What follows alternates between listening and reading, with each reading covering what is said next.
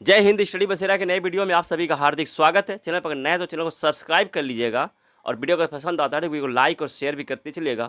थोड़ी सी प्रॉब्लम है, आवाज़ में हो सकता है क्लियर ना आ रही हो, आवाज़ से थोड़ा मैनेज कीजिएगा और कमेंट में बताइएगा कि आवाज़ क्लियर है या नहीं, जो वर्ड मैं बोल रहा हूँ वो सब क्लियर है या नहीं।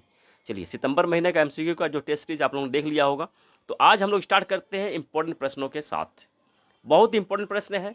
2024 नोबेल प्राइज की घोषणा हो चुकी है किस क्षेत्र की? मेडिसिन, जिसे कि फिजियोलॉजी भी कहते हैं। मेडिसिन नोबेल प्राइज को फिजियोलॉजी नोबेल प्राइज भी कहते हैं। इसकी घोषणा हो चुकी है। नोबेल प्राइज की घोषणा अक्टूबर महीने में होती है और 10 दिसंबर को पुरस्कार का वितरण किया जाता है। तो एक एक पॉइंट को इंपॉर्टेंट समझते हैं, इंपॉर्टेंट पॉइंट को समझते हैं पहले। 2024 में किन के नाम की घोषणा हुई है मेडिसिन के क्षेत्र में नोबेल प्राइज? तो मेडिसिन में नोबेल प्राइज की घोषणा हुई है विक्टर एम्ब्रोस और गैरी रोकिन। ये दोनों USA के वैज्ञानिक हैं। किस खोज के लिए सबसे इंपॉर्टेंट रहता है, किस खोज के लिए नोबेल प्राइज दिया जा रहा है, किसी भी क्षेत्र में किस पुरस्कार के लिए, किस खोज के लिए मेडिसिन में नोबेल प्राइज दिया जा रहा है? तो उनको दिया जा रहा है माइक्रो RNA की खोज के लिए और उसी से related post transcription gene regulation पर काम करने के लिए इनको यह पुरस्कार दिया जा रहा है। किनको? विक्टर एम्ब्रोस और गैरी रोकिन, दोनों USA के वैज्ञानिक। ये भी ध्यान रखिएगा, प्रश्न यहाँ से भी बनता है, ये कहाँ के वैज्ञानिक है? अल्फ्रेड नोबेल के वसीयत के अनुसार यह पुरस्कार दिया था, नोबेल पुरस्कार वसीयत। अल्फ्रेड नोबेल कौन थे? डायनामाइट के आविष्कारक थे। अल्फ्रेड नोबेल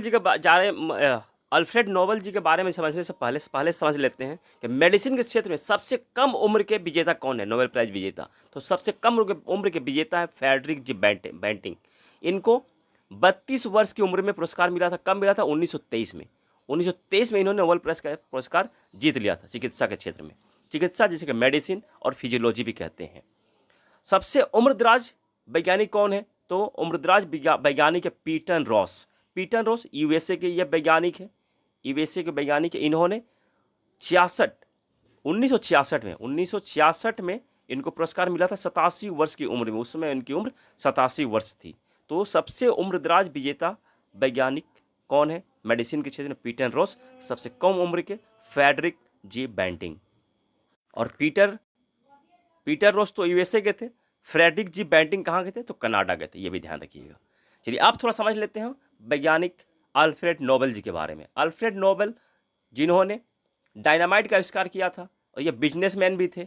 इनके ही नाम पर, इनके वसीयत के अनुसार 5 क्षेत्रों में इन्होंने अपने वसीयत में 5 क्षेत्रों में नोबेल पुरस्कार देने की घोषणा की थी। वसीयत में लिखा था, क्या क्या था? मानव जाति में सबसे अधिक लाभ पहुंचाने वाले कार्य के लिए उस व्यक्ति को दिया जाएगा जिस व्यक्ति ने यह कार्य किया है। उस व्यक्ति को कौन कौन से क्षेत्र की घोषणा की थी? मेडिसिन, भौतिकी, रसायन, साहित्य और शांति एक में हुई थी। तो 1901 में यह पुरस्कार शुरुआत हुई थी। सबसे पहले किसे नोबेल पुरस्कार दिया गया था चिकित्सा के क्षेत्र में?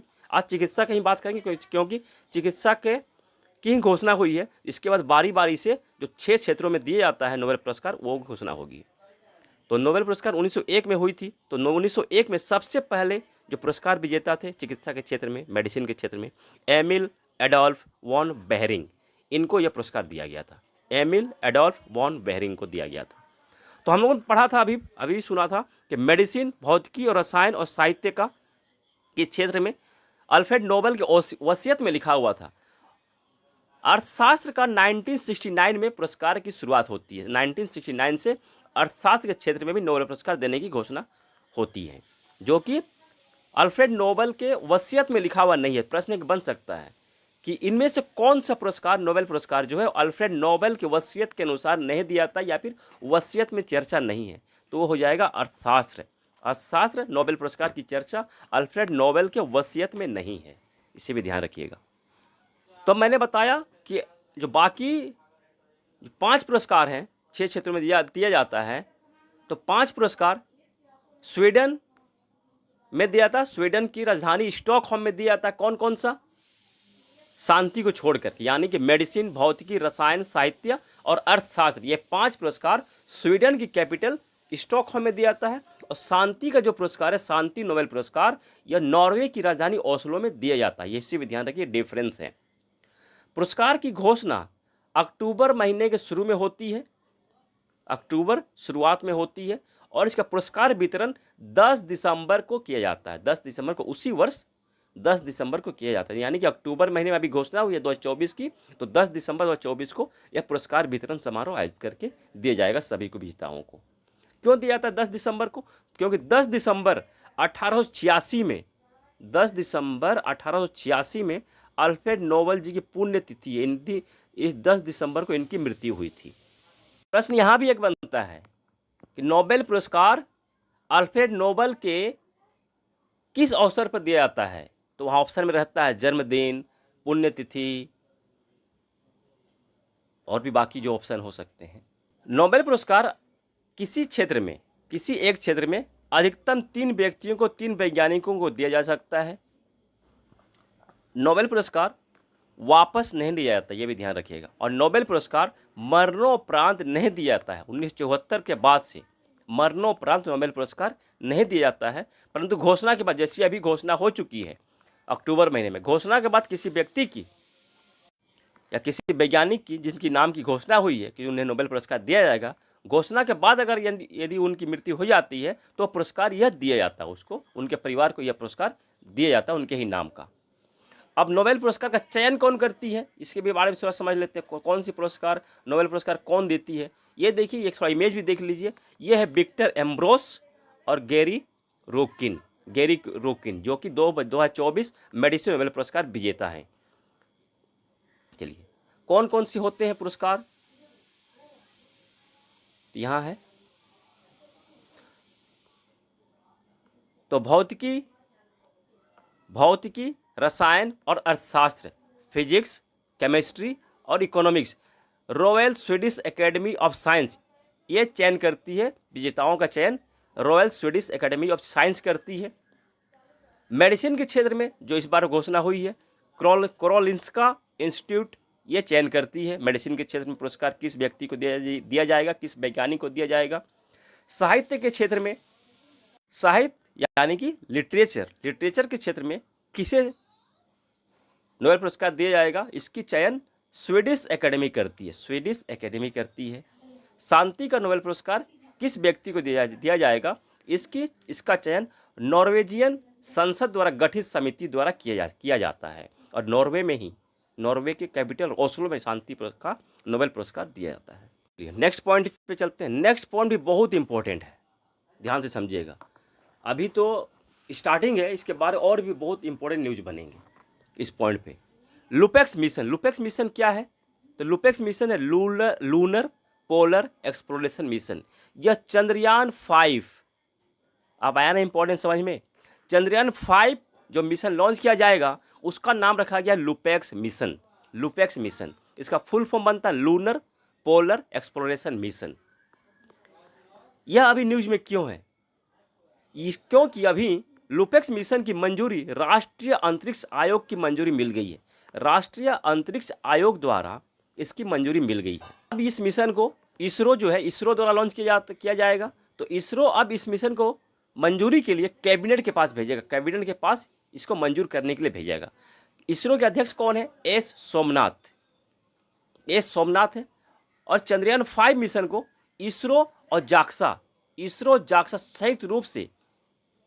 संयुक्त रूप से इस कार्यक्रम को करेंगे। दोनों का संयुक्त रूप से यह प्रयास रहेगा लुपेक्स मिशन में, चंद्रयान 5 मिशन में। जाक्सा कहाँ की अंतरिक्ष एजेंसी है? जो जापान की अंतरिक्ष एजेंसी है। जाक्सा का फुल फॉर्म बनता है जापान एरोस्पेस एक्सप्लोरेशन एजेंसी। दोनों मिलकर ये काम करेंगे। दोनों किस क्षेत्र में काम करेंगे, ये भी इंपॉर्टेंट प्रश्न बनेगा यहाँ से। तो जाक्सा जो है, जापान की जो अंतरिक्ष एजेंसी है, यह चंद्रयान 5 का रोवर बनाएगी। क्या बनाएगी? तो चंद्रयान 5 का रोवर बनाएगी। रोवर बनाने का काम करेगी। और इसरो क्या काम करेगा? इसरो लैंडर बनाएगा, चंद्रयान 5 का लैंडर बनाएगा, लैंडर पर काम करेगा ये, इसे भी ध्यान रखिएगा। इंपॉर्टेंट प्रश्न बनता है। लुपेक्स 5 मिशन या चंद्रयान 5 मिशन का लैंडर किसके द्वारा बनाया गया है? तो इसरो द्वारा। और रोवर का निर्माण जापान की कंपनी जाक्सा द्वारा निर्माण किया गया है। और इस मिशन में लुपेक्स मिशन में नासा और यूरोपीय अंतरिक्ष एजेंसी के उपकरण का भी इस्तेमाल किया जाएगा, इसे भी ध्यान रखिएगा। नासा और यूरोपीय अंतरिक्ष एजेंसी के उपकरण का भी इस्तेमाल लुपेक्स मिशन यानी कि चंद्रयान 5 मिशन में किया जाएगा। उद्देश्य क्या है इस मिशन को लॉन्च करने का?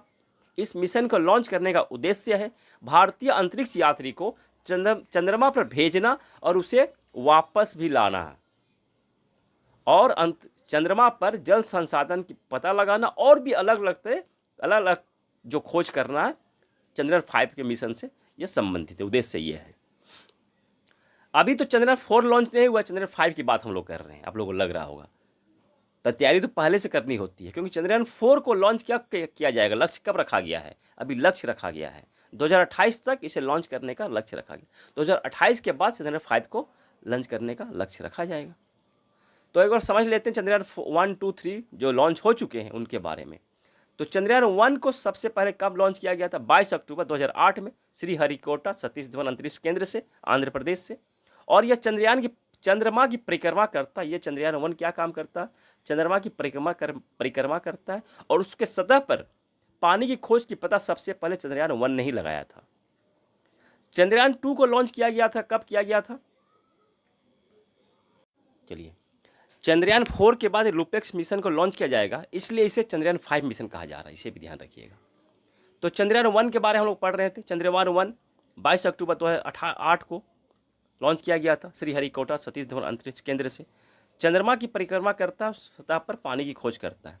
यह जहाँ लैंड किया था, यानी कि चंद्रमा की परिक्रमा के लिए जहाँ वो स्थिर हुआ था स्पेस में, उस पॉइंट का नाम रखा गया था जवाहर पॉइंट। ये भी ध्यान रखिएगा, जवाहर पॉइंट। क्योंकि यह उस समय 14 नवंबर को पहुंचा था, और 14 नवंबर को पहुंचा था, और 14 नवंबर को किनका जन्मदिन होता है?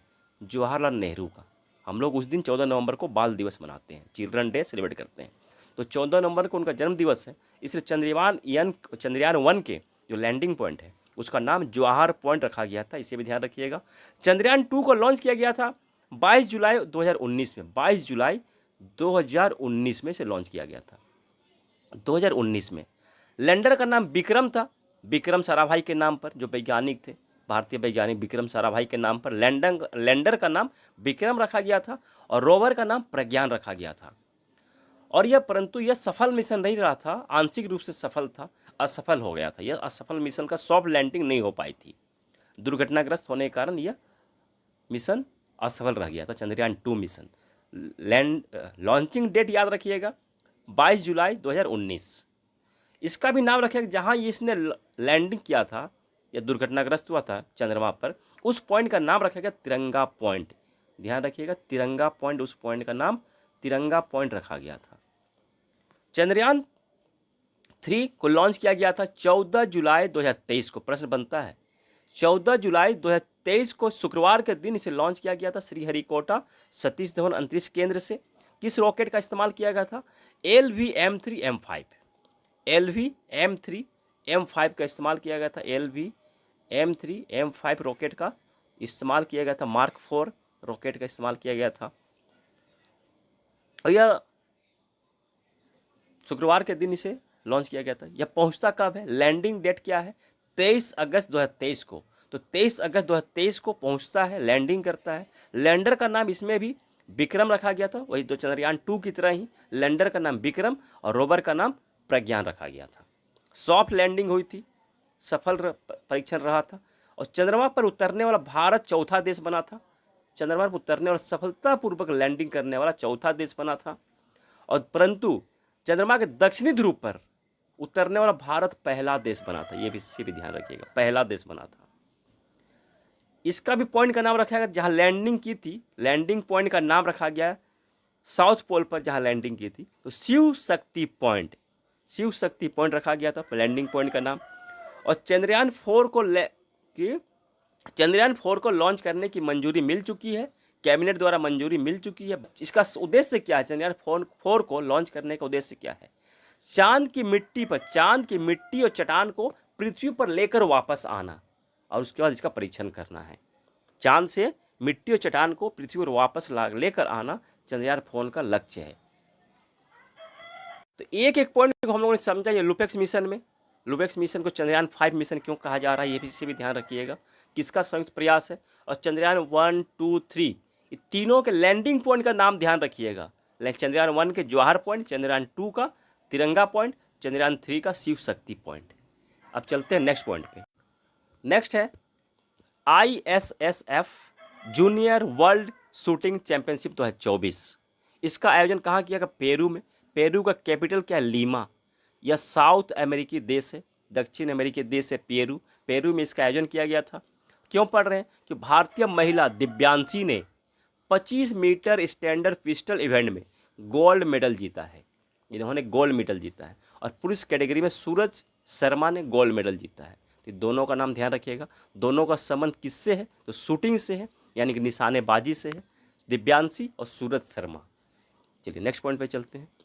नेक्स्ट पॉइंट है विश्व पर्यावरण दिवस। नाम अलग सा है, यूनिक सा है, थोड़ा हट के नाम है, इसे ध्यान रखिएगा।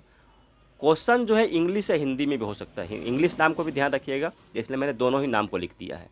वर्ल्ड हैबिटेट डे, वर्ल्ड पर्यावरण दिवस या फिर वर्ल्ड हैबिटेट डे कब मनाते हैं? अक्टूबर महीने के पहला सोमवार को। तो अक्टूबर महीने के पहला सोमवार को मनाते हैं। तो 2024 में पहला सोमवार कब हुआ है? 7 अक्टूबर को। तो 7 अक्टूबर को यह दिवस मनाया गया है।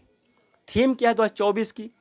Engaging youth to create a better urban future. Engaging youth to create a better urban future 2024 का थीम रखा गया है। शुरुआत इसकी कब हुई थी? संयुक्त राष्ट्र द्वारा इसकी शुरुआत की गई थी 1985 में। 1985 में इसकी शुरुआत की गई थी। चलिए आज के लिए इतना ही। एक एक पॉइंट को इंपॉर्टेंट पॉइंट थे, सबका समझने का प्रयास किया है। आशा करता हूँ एक एक पॉइंट क्लियर, वर्ड्स क्लियर आए होंगे, साउंड क्लियर होगी, और एक एक पॉइंट को आप लोगों ने ध्यान से समझा है। मैंने समझाने का प्रयास किया, आप लोगों को समझ में भी आया होगा। इसी आशा और उम्मीद के साथ मिलते हैं भी नई वीडियो में, और आप सबकी सफलता की मंगल कामना के साथ मिलते हैं नई वीडियो में। तब तक जय हिंद, स्वस्थ रहें, मस्त रहें, धन्यवाद। वीडियो को लाइक और शेयर करना मत भूलिएगा। चैनल को अब तक आपने सब्सक्राइब नहीं किया है तो सब्सक्राइब जरूर कर लीजिएगा। धन्यवाद।